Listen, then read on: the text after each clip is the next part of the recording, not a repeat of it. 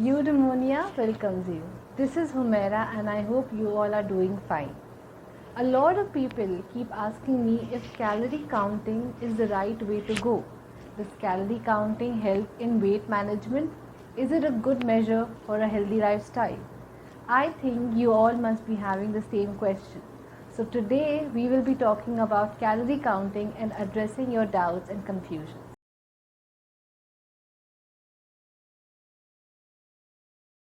So yes, counting the calories of the food we eat is the basic strategy for weight management.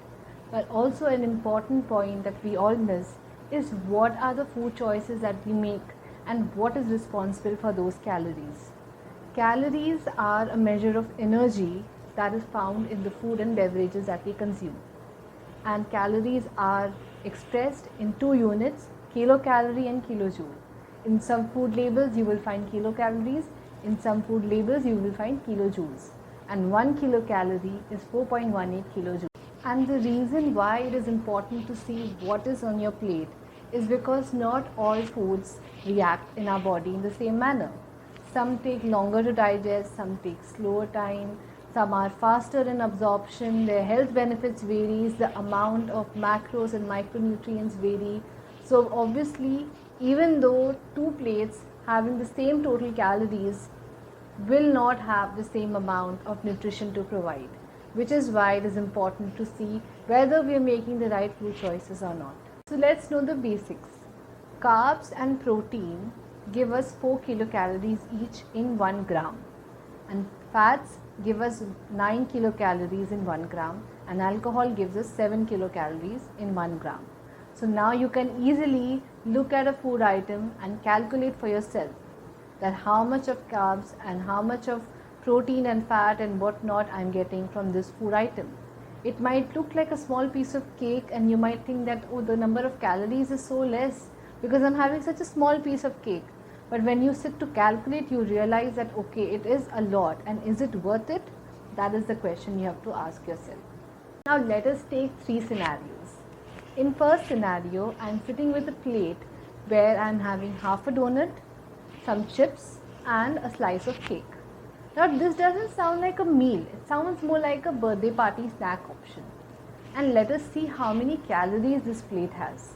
Your half a donut must be around 125 to 130 calories, chips must be around 150 calories, and the slice of cake that you have must be around 170 calories, giving you a total of approximately 500 calories.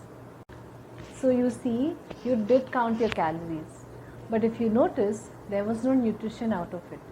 And was this meal filling? After an hour, you will feel like eating something else because, of course, there was nothing filling, it was all empty calories. Now, moving to the next scenario.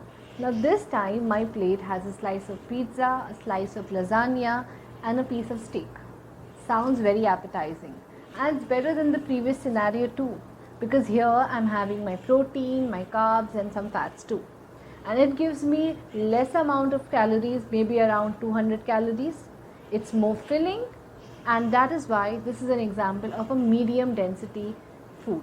Coming to the third and the final scenario, where my plate might not sound very mouth-watering or very appetizing, but it has a bowl of chicken or vegetable soup.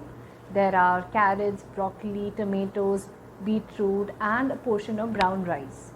This is a very filling, very nourishing, and high fibrous plate where I'm getting my protein also, I'm getting the fruits and the vegetables I need, I'm getting the carbs in the right amount, and my total calories is 100. So you see, I am consuming a lot of food, feeling full and energetic and nourished, and still consuming less calories. A lot of times we don't realize it. It might look like a small piece of cake, but when you look at the calorie count, it is so high. So that is one regretful thing, and it is something that we don't understand until and unless we bring it to practice. So why don't we make more healthier choices by choosing nutrient dense food instead of high energy density food? And calorie counting is not just helpful for those who want to lose weight. You can also keep in practice if you want to gain weight, because you will be able to understand which food item is giving me how much of energy, whether it has good amount of protein, whether it has good amount of carbs or fats. If you want to gain some muscles, you will know how much of protein you're getting from this particular food item. And also, it's not just restricted to weight management, it's also helpful for those with comorbidities like diabetes, hypertension, etc. A diabetic patient who is not ready to give up on sweets, when they write down how much a bowl of this particular sweet dish is giving me, how many calories I'm getting out of it, then they will be able to realize that okay, I have to cut down, because this is the amount of carbohydrates that's coming from the sugar that is there in the sweet. And this is why I keep mentioning that having processed foods should be avoided and natural and wholesome food should be consumed.